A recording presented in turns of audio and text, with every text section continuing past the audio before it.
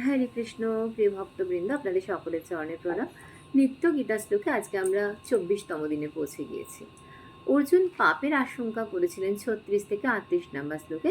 36 নম্বর শ্লোকটি আমরা গতকাল শ্রবণ করেছি। আজকে 37 এবং 38 নম্বর শ্লোকটি শ্রবণ করব।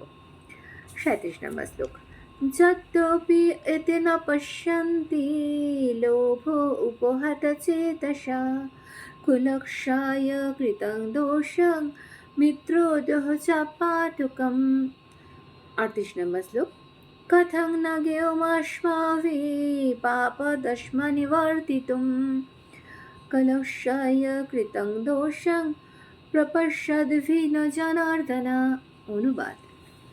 অর্জুন বলছেন, হে জনার্দন, যদিও এরা রাজ্যলোভে অভিভূত হয়ে কুলক্ষজনিত দোষ ও মিত্রদোহ নিমিত্ত পাপ লক্ষ্য করছে না, কিন্তু আমরা কুলক্ষজনিত দোষ লক্ষ্য করে এই পাপকর্মে কেন পবিত্র হব?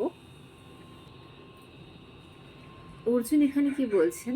বলছেন যে কৌরবরা তো অধার্মিক, তাদের তো ধর্মীয় চেতনা নেই, তাই তারা হয়তো কুলক্ষজনিত দোষ দেখে, মিত্রদোহজনিত দোষ দেখে যুদ্ধ করলেও আমরা কেন করব? আমরা তো বুঝি। আচ্ছা বলুন তো, ক্ষত্রিয় যদি ক্ষত্রিয় ধর্ম পালন না করে তাহলে কি করে হবে? স্বধর্মের নিধান শ্রেয় পরধর্ম ভয়াবহ। দেখুন, এই যে আমাদের ক্ষত্রিয় যারা যারা আমাদের বর্ডারে রয়েছেন, তারা যদি মনে করেন যে তারা আর হিংসা করবে না, তারা আর যুদ্ধ করবে না, পাকিস্তানি সেনারা প্রবেশ করেছে, তারা হয়তো তাদেরকে ক্ষমা করে দিল, তাহলে কি করে হবে বলুন তো?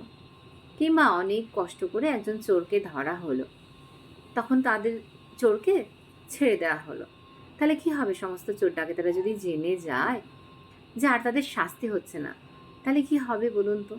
তো অর্জুন যে এই যে তিনি বলছেন তিনি যুদ্ধ করবেন না, এখন যুদ্ধক্ষেত্রে এত সমস্ত ঘটনাগুলো ঘটে যাওয়ার পর আমরা গতকাল শ্রবণ করলাম যে বেদে উল্লিখিত 6টি দোষের 6টিই তারা করেছে, চূড়ান্তভাবে করেছে।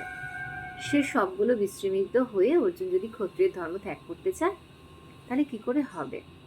এবং একজন ক্ষত্রিয় যদি আরেকজন ক্ষত্রিয়কে যুদ্ধের জন্য আহ্বান করে তাহলে যুদ্ধ করতেই হবে। এক্ষেত্রে পাণ্ডবরা যুদ্ধ করতে চাননি, শ্রীকৃষ্ণ তো স্বয়ং গেছিলেন দৌত্য করতে, রাজসভায় যেন যুদ্ধ করতে না হয়, 5টি গ্রাম চাইতে গেছিলেন। কিন্তু দুর্যোধন কি বলেছিলেন? বিনা যুদ্ধে নাহি দেব সুচাগ্র মেদিনী।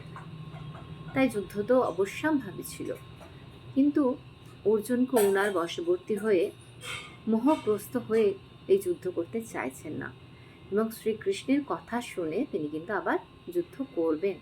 এবং এখান থেকে আমরা এটাই শিক্ষা নেব যে জগতে আমরা মোহিত হলেও শাস্ত্রের কথা আমরা পালন করে চলব। শাস্ত্র সবসময় আমাদের সঠিক নির্দেশনা দেয়। হরে কৃষ্ণ, হরি বল। আপনাদের সকলের চরণে প্রণাম।